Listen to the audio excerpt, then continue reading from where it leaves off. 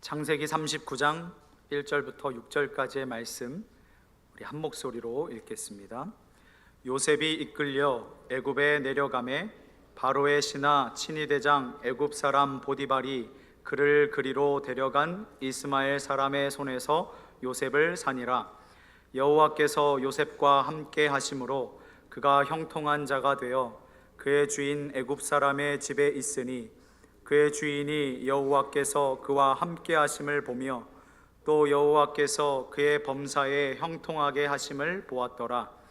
요셉이 그의 주인에게 은혜를 입어 섬김에 그가 요셉을 가정 총무로 삼고 자기의 소유를 다 그의 손에 위탁하니 그가 요셉에게 자기의 집과 그의 모든 소유물을 주관하게 한 때부터 여호와께서 요셉을 위하여 그 애굽 사람의 집에 복을 내리심으로 여호와의 복이 그의 집과 밭에 있는 모든 소유에 미친지라. 주인이 그의 소유를 다 요셉의 손에 위탁하고 자기가 먹는 음식 외에는 간섭하지 아니하였더라. 요셉은 용모가 빼어나고 아름다웠더라. 아멘. 하나님의 계명과 예수님에 대한 믿음을 지키며 인내하시는 성도 여러분, 거친 세상에서 사랑하는 주님 배반치 않고 어떤 모양이든 그 안에 거해보고자 몸부림치며 치열한 생활을 이어가시느라 고생이 이만저만 아니시죠? 주님의 평화가 여러분의 심령과 신앙의 여정 속에 깃들기를 주님의 이름으로 축복합니다. 여러분, 내가 듣기에 가장 위로가 되는 말이 무엇입니까? 누군가가 내게 이런 말을 해준다면 참 격려를 받을 텐데 하는 한마디가 무엇입니까? 아, 이 말 들으면 정말 큰 힘이 솟을 텐데 하는 말. 저도 이 고민을 하다가 이 문장을 가장 최상단에 두기로 결정했습니다. 내가 언제나 너와 함께한다. 너의 처지와 형편이 어떻든 내가 늘 너의 곁에 있을게. 저는 이 말이 너무 좋고요, 실제로 이러한 말들을 들으면 정말 기운이 나요. 그래서일까요? 우리 주님 이 땅에 오셨는데 그 이름이 임마누엘, 하나님께서 우리와 함께 계신다, 우리와 함께 계시는 하나님으로 오셨습니다. 그렇게 우리와 함께 하시려 오신 분께서 이 세상에서 주어진 사명 다 감당하시고 하늘로 올라 그 승천하시기 전에 제자들에게 주신 말씀, The Great Commission이라고 하는 대지상 명령을 주시는데요, 그 끝자락에 이 말씀을 남기셨죠. 내가 세상 끝날까지 너희와 항상 함께 있으리라. 이제 제자들이 감당할 사명, 가서 모든 민족을 제자로 삼고 아버지와 아들과 성령의 이름으로 세례를 베풀고 주님께서 분부하신 모든 것을 가르쳐 지키게 하는 그 사역을 해나가야 될 텐데, 주님 없이 감당하기가 얼마나 두렵고 떨리며 겁나고 무서웠겠습니까? 허나 걱정 마라, 염려 말아라. 내가 끝까지 너와 항상 함께 있겠다. 그거 너 혼자 감당하게 두지 않겠다. 내가 한다고 생각하지 마라. 내가 너를 도와주겠다. 얼마나 힘이 납니까? 이보다 더 큰 위로와 격려가 없죠. 주님께서는 사람들을 세우실 때마다 특히 마음이 위축되고 공포와 불안에 휩싸인 자들을 다시 일으키시는 순간에 내가 너와 함께 한다는 메시지를 계속해서 심어주세요. 대표적으로 여호수아와 이사야가 있잖아요. 여호수아 1장 5절에 내 평생에 너를 능히 대적할 자가 없으리니 내가 모세와 함께 있었던 것 같이 너와 함께 있을 것임이니라. 내가 너를 떠나지 아니하며 버리지 아니하리니. 9절에 한 번 더 반복이 되는데요, 내가 내게 명령한 것이 아니냐. 강하고 담대하라. 두려워하지 말며 놀라지 말라. 내가 어디로 가든지 내 하나님 여호와가 너와 함께 하느니라 하시니라. 여호와의 종 모세를 뒤이어서 이스라엘 백성들을 통솔할 지도자로 세움받은 여호수아가요, 크게 고민하고 있었어요. 크게 염려하고 있었어요. 어떻게 하나 나 그럴 만한 자격이 없는데 주님께서 그에게 용기를 북돋아 주시는 거죠. 그러니까 일어서서 이스라엘 민족을 이끌어가는 것 아니겠습니까? 이사야도 마찬가지죠. 41장 10절에 두려워하지 말라. 내가 너와 함께함이라. 놀라지 말라. 나는 내 하나님이 됨이라. 내가 너를 굳세게 하리라. 참으로 너를 도와주리라. 참으로 나의 의로운 오른손으로 너를 붙들리라. 아멘. 이런 말씀들 읽으면요, 아무 설명 없어도 책 참고 안 하고 주석 안 봐도요, 그냥 절로 은혜가 돼요. 아멘, 아멘. 그냥 막 받아들여요. 우리의 신앙이 막 고무되는 감정을 느끼게 되죠. 그런데 하나님께서 우리와 함께 하신다는 이 약속의 말씀, 내 믿음을 담아서 하나님께 올려드리는 이 고백이 과연 어떤 의미일까? 어쩌면 내가 원하는 것, 내가 추구하는 바를 도우시는 하나님께서 곁에 계시도록 두기 위해서 포장하는 믿음, 가짜 신앙과 거짓 신앙의 행태가 나에게 있는 것은 아닌가? 내 중심에서 바라보면서 해석하지 말고 하나님 편에서, 주님의 시각에서 이 말을 다시 한번 곱씹어 보면 내 인생은 내가 주인이 아니고 하나님 편에서 나를 붙드시는 인생인 것을 고백하게 되고, 내가 내 삶을 통제하는 것이 아니라 하나님께서 이끌어 가신다는 진정한 의미를 발견하게 되는 것입니다. 인간은 참 간사하고 영악한데요, 우리는 믿음이라는 미명하에 은근슬쩍 하나님을 내 입맛에 맞게 이용하고 있는지도 모르겠어요. 혹 이 자리에 그러한 마음으로 막 생각이 가득 찬 분이 계시다면, 그런 고민 가운데 있는 분이 계시다면, 그 엇나간 신앙을 하나님 앞에서 재조정할 수 있는 기회로 삼으시면 좋겠습니다. 그래야 우리의 신앙생활이 기쁨이자 즐거움이요 만족과 행복을 누리게 되리라 믿습니다.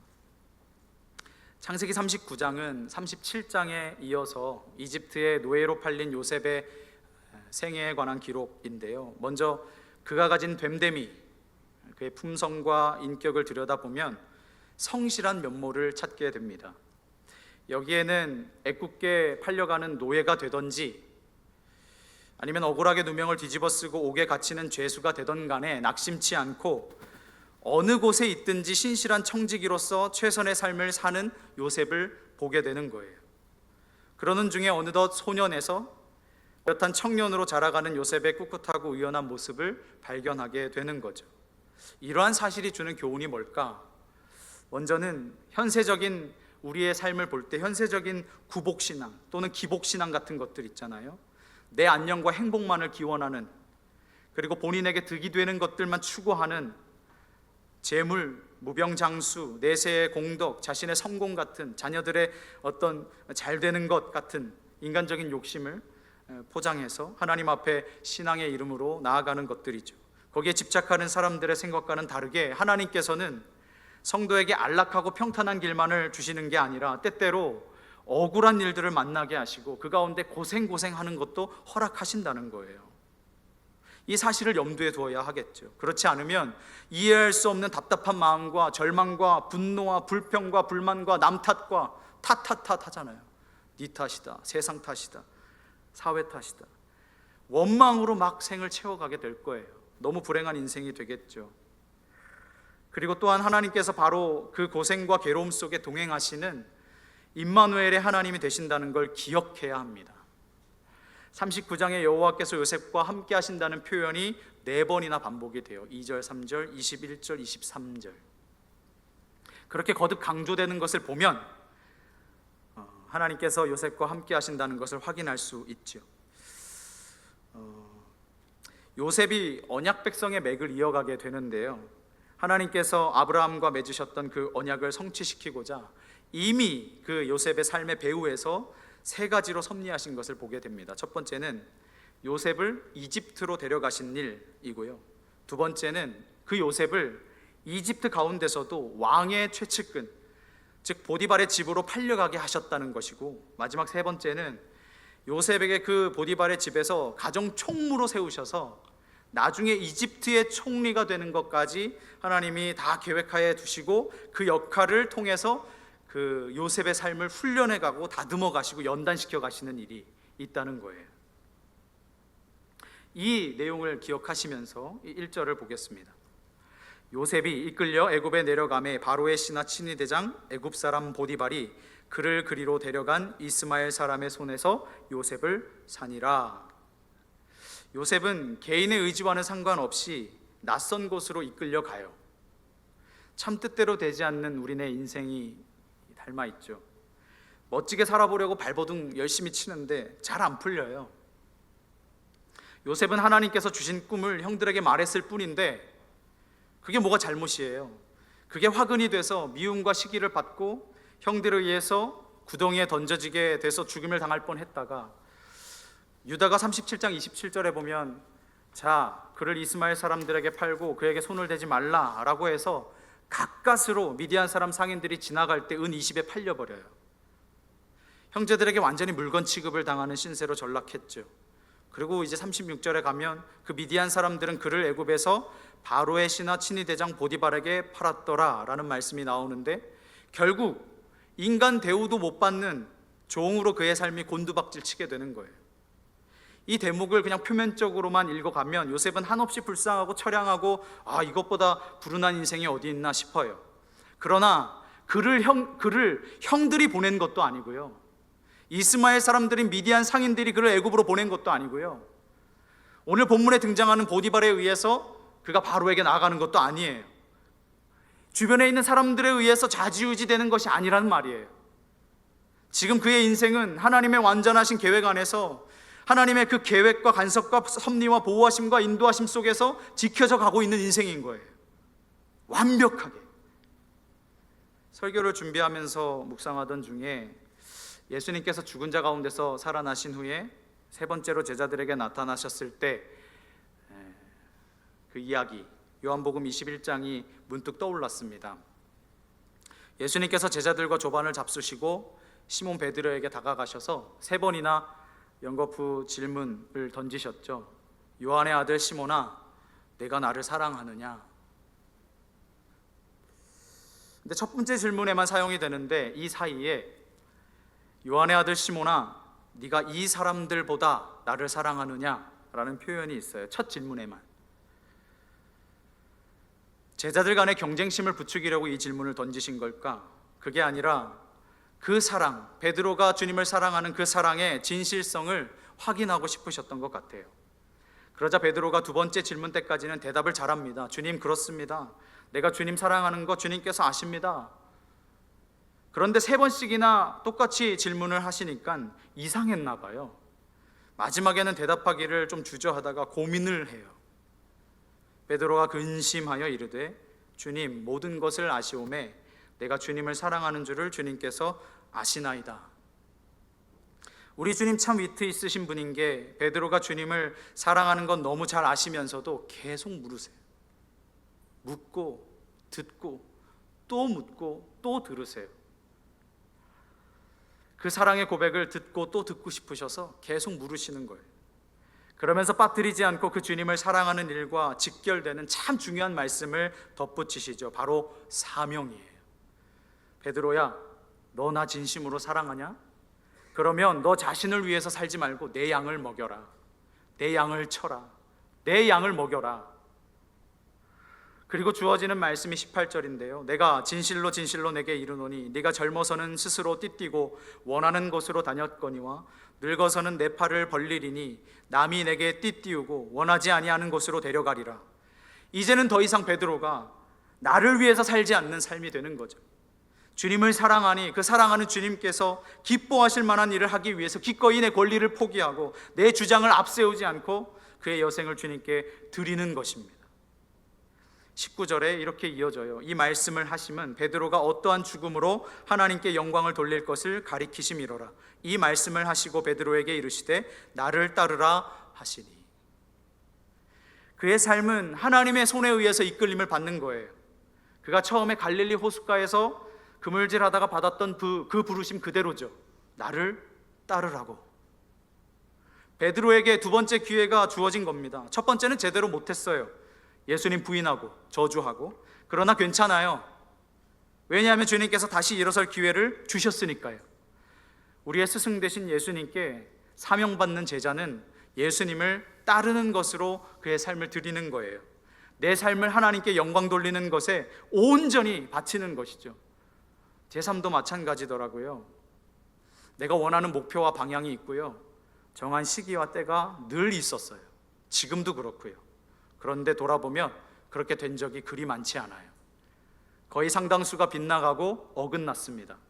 하지만 제 인생은 온통 하나님께서 이끌어 가시는 대로 흘러온 걸 저는 믿습니다. 그래서 하나님을 원망하느냐? 주님의 종이 되기로 선택하고 이 길에 들어선 거 후회하느냐? 아니요. 오히려 감사한 것이 훨씬 많습니다. 우리들의 생애가 하나님의 이끄심 가운데 있기를 바라고요. 하나님께서 나를 이끄십니다 라고 하는 그 귀한 고백을 매일같이 하나님께 올려드리실 수 있기를 소망합니다. 그런 생각을 해봤어요.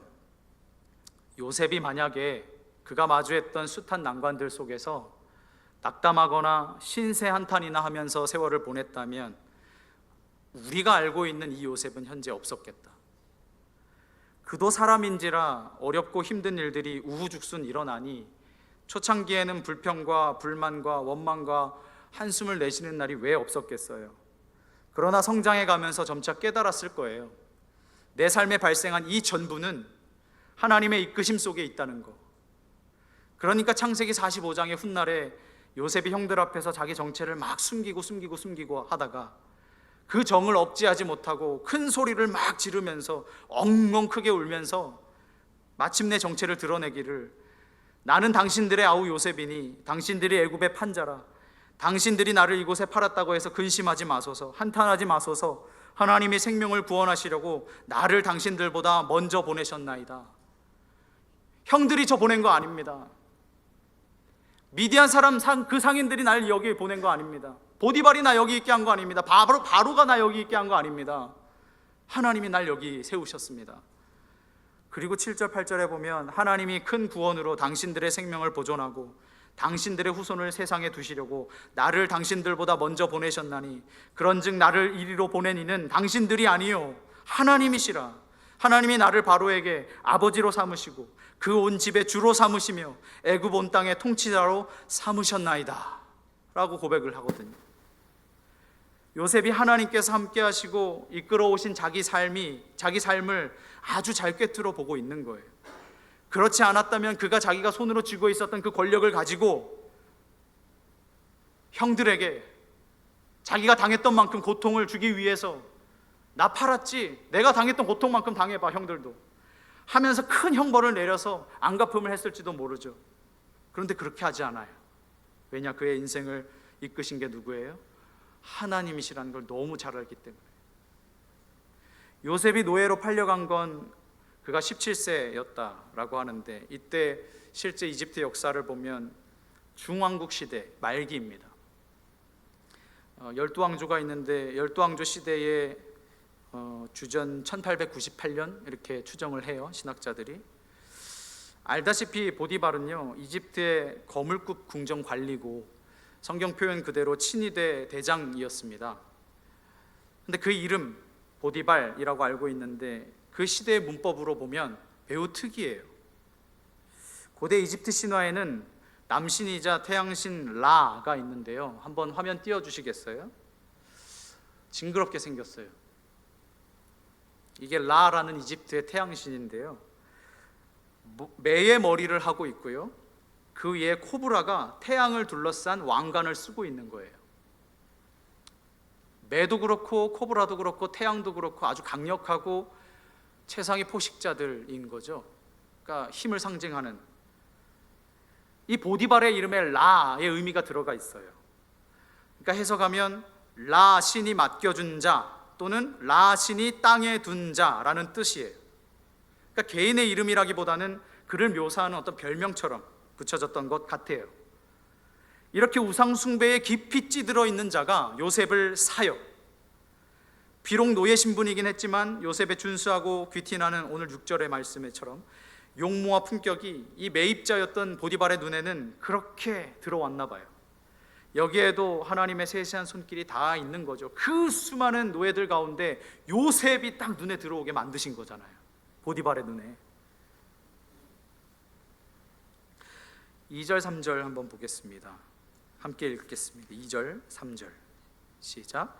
여호와께서 요셉과 함께 하심으로 그가 형통한 자가 되어 그의 주인 애굽 사람의 집에 있으니 그의 주인이 여호와께서 그와 함께 하심을 보며 또 여호와께서 그의 범사에 형통하게 하심을 보았더라. 아멘. 우상 숭배에 익숙했던 보디발이 요셉과 함께 하시는 하나님을 보기 시작합니다. 요셉의 형통과 그로 인해 덤으로 주어진 자기 집의 형통을 보면서 하나님께서 주시는 것으로 보게 돼요. 이러한 양상은 불신자들로 하여금 분명히 요셉을 보면 하나님께서 어떤 신과 함께하는 신적인 축복과 가호가 있다는 것을 충분히 느낄 수 있는, 짐작할 수 있게 하는, 감지하게 하는 어떤 것들이 있었던 것 같아요. 그런데 이 말씀을 외부의 시선으로만 바라볼 게 아니라 요셉 자신의 입장에서 어떤 작용을 했을까 한번 상상을 해보면, 하나님께서 요셉이 처한 상황에서 눈을 떼지 않는 것을 요셉이 느꼈을 거예요. 하나님께서 나의 삶 가운데 단 한 번도 눈을 떼고 계시지 않는구나, 늘 나를 향해 계시는구나 하는 것을 느끼는 거죠. 요셉이 2번이나 불의에 희생됐기 때문에 하나님께 버림받았다는 마음에 짓눌려 좌절할 수도 있잖아요. 그냥 포기해버릴 수도 있잖아요. 근데 그것을 단번에 일축시키는 거예요. 요셉이 타인에 의해서 부당하게 노예로 팔려 가나안을 강제로 떠난 것으로 대변되는, 그러니까 인생에 우리가 만날 수 있는 그 모든, 우리가 겪게 되는 수많은 어떤 환난들이라고 할 때 그 위세에도, 그런 위력에도 우리는 하나님께 함께 하신다는 그 사실 하나 때문에 이겨낼 수 있는 거죠. 요셉과 우리의 삶에서 하나님의 보호와 하나님의 백성의 이스라엘을 향한 그 목적이 단 한 번도 잠시도 사라진 적이 없다는 거예요.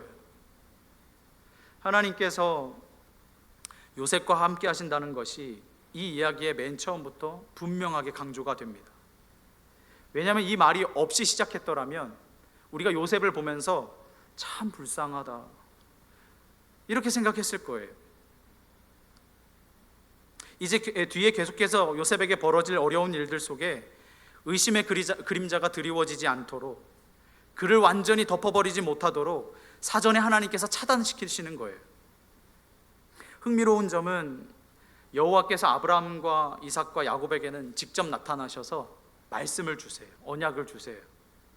그런데 요셉에게는 직접 나타나셔서 언약을 주시지 않습니다.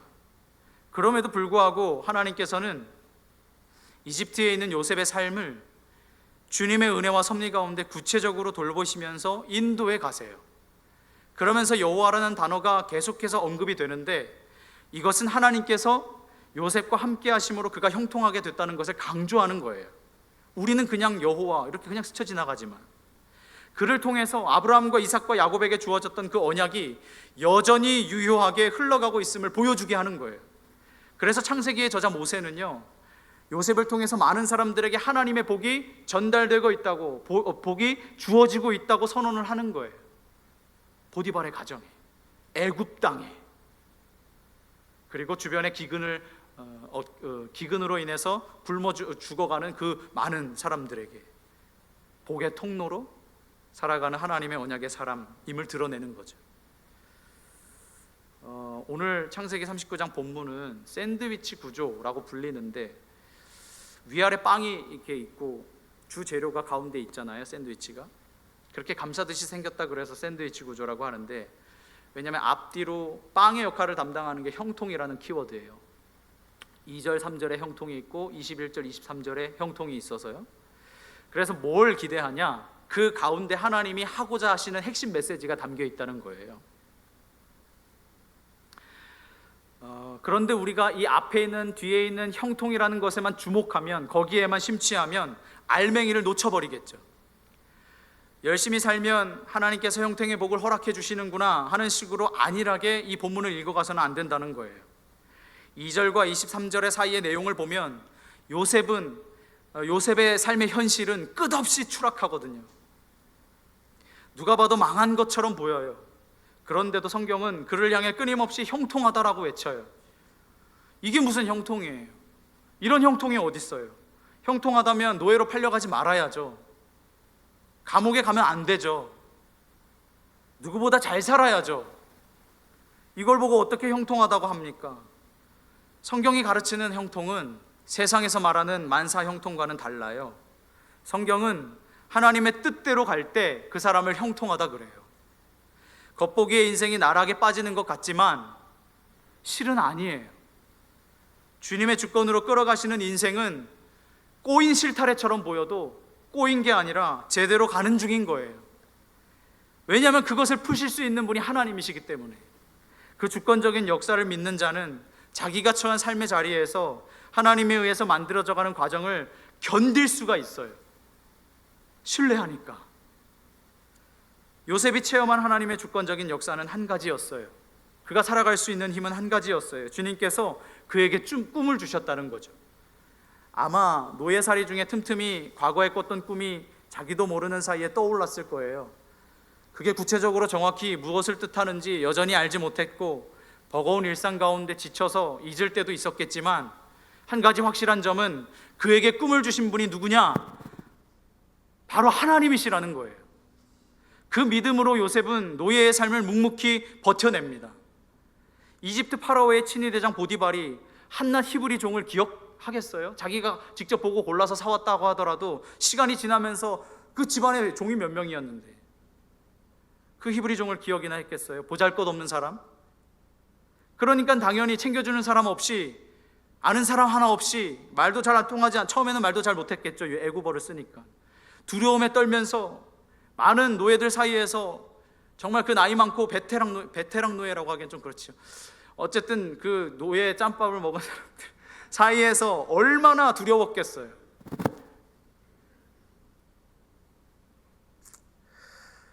그러면서 이제 작은 청소부터, 작은 잡일부터 시작했을 거예요. 근데 시키는 일마다 재밌게도요, 성실하게 하는데 잘해요. 그러니까 주변 사람들에게 소문이 났겠죠. 요셉이 일하면 믿을만해.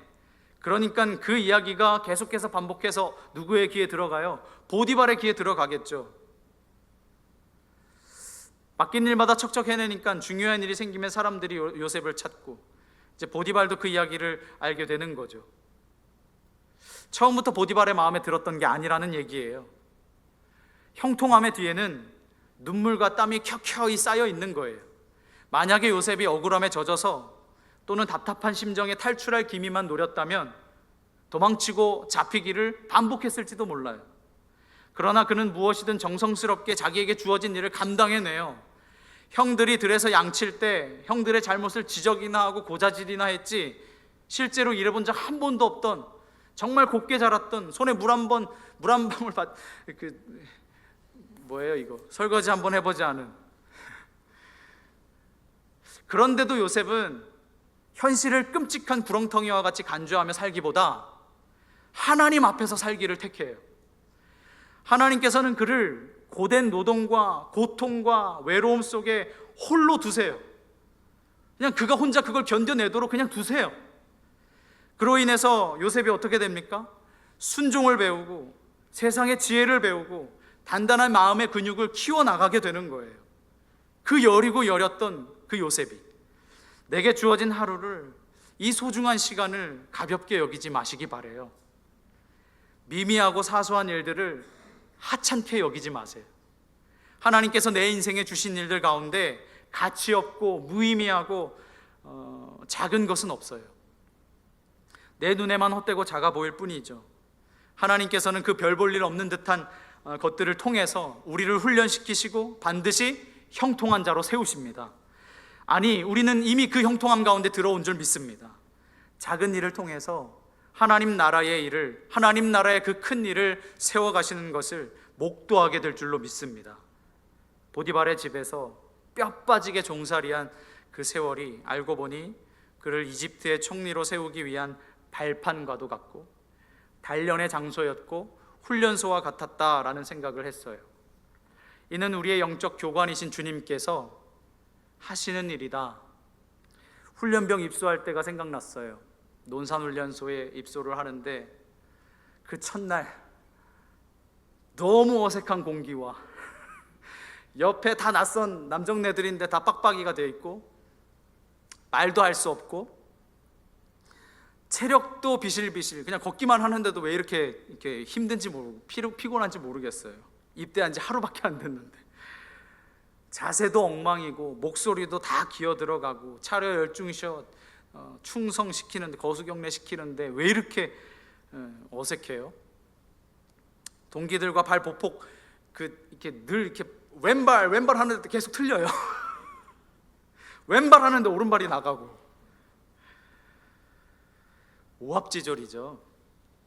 이래가지고 어떻게 북한군 상대하고 나라 지키겠나 싶은데요, 딱 몇 주 지나고 훈련소 딱 퇴소하는 날 되잖아요. 그렇게 씩씩하고 멋있는 군인들이 아닐 수가 없어요. 그 짧은 몇 주 훈련 받았다고요? 제법 군인 티가 나요. 그렇게 나를 다듬어 가시는 하나님께서 계시니 그걸 신뢰하니 가끔은 이해할 수 없어도, 때로는 아프고 외로워도 주님께 순종하며 한 발 한 발 내딛고 또 한 발 한 발 내디딜 수 있는 거 아니겠습니까? 나를 그렇게 세워가시는 하나님이 계시니까요.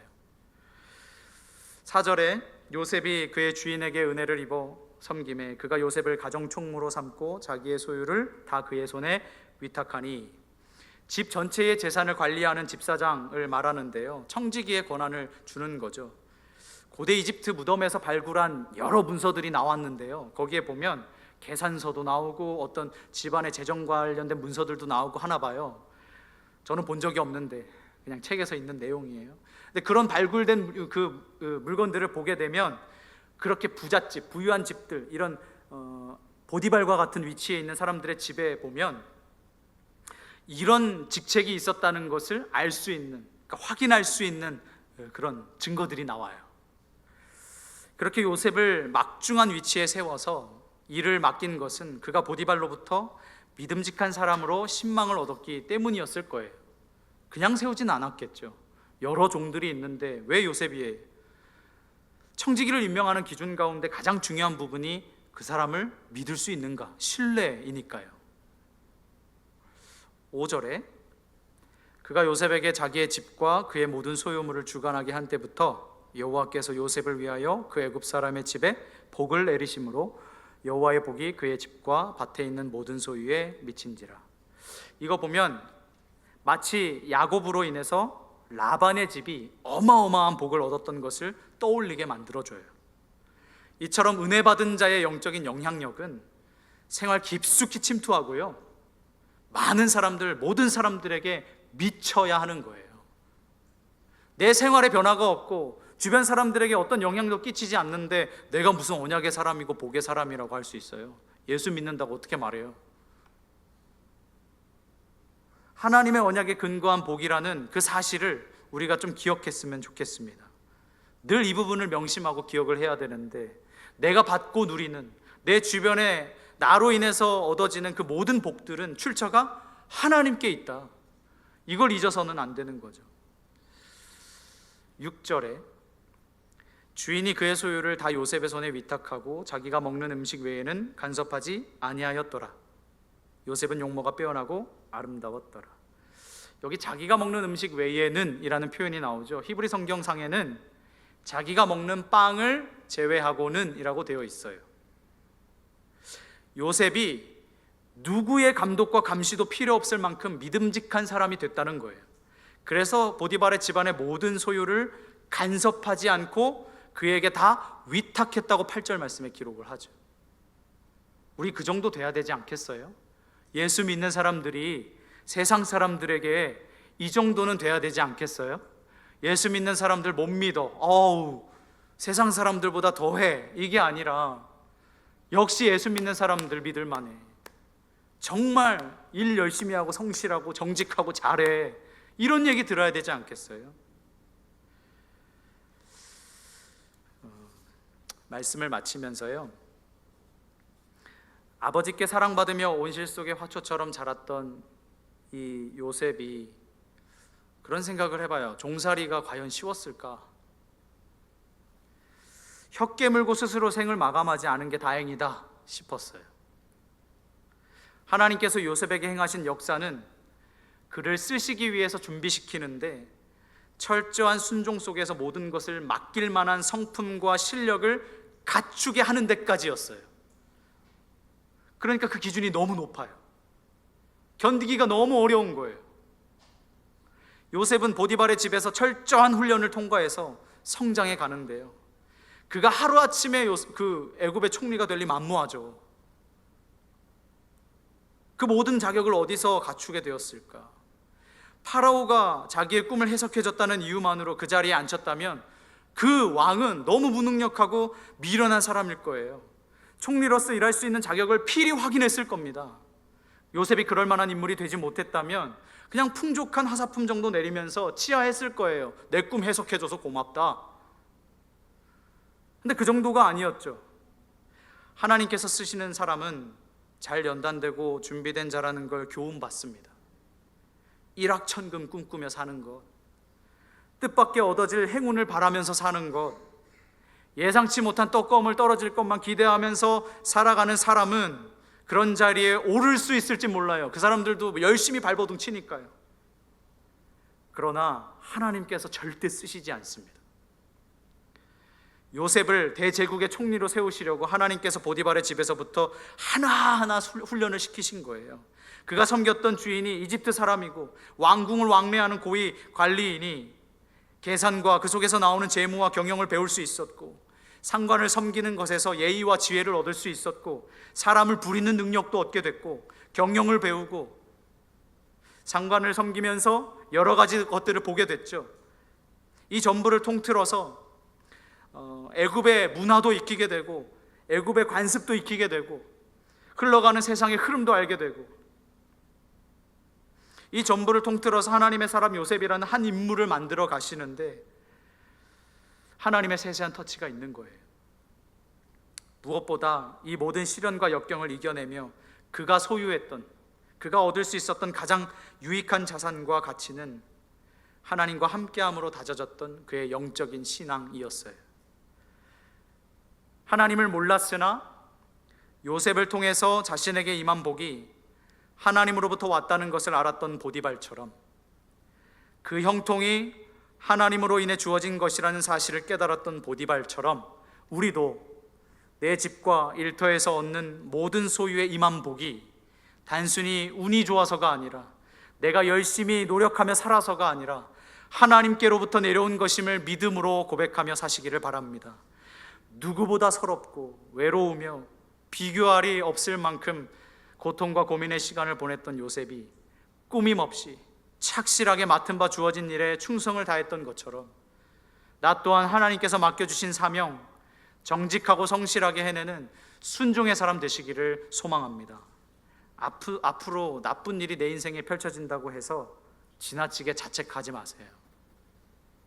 원망하지도 마시고, 잘못 선택해서 후회하지도 마시고, 누구 때문이야 분노하지도 마시고, 너무 슬퍼 눈물 흘리지도 마세요. 아니, 조금 흘리실 수 있죠. 근데 너무 거기에 빠지지 마세요. 어떤 때는 잘못이 없어도요, 욥처럼요, 어떤 때는 내가 아무 잘못 안 했는데도 하나님께서 나의 인생 가운데 어떤 계획이 있으셔서 그런 어려움과 고난들을 감당하게 하실 때가 있거든요. 그러니 무엇보다 어떤 상황에도 흔들리지 말고 하나님 앞에서 바르게 살아가는 그 싸움을 그치지 마시기를 바랍니다.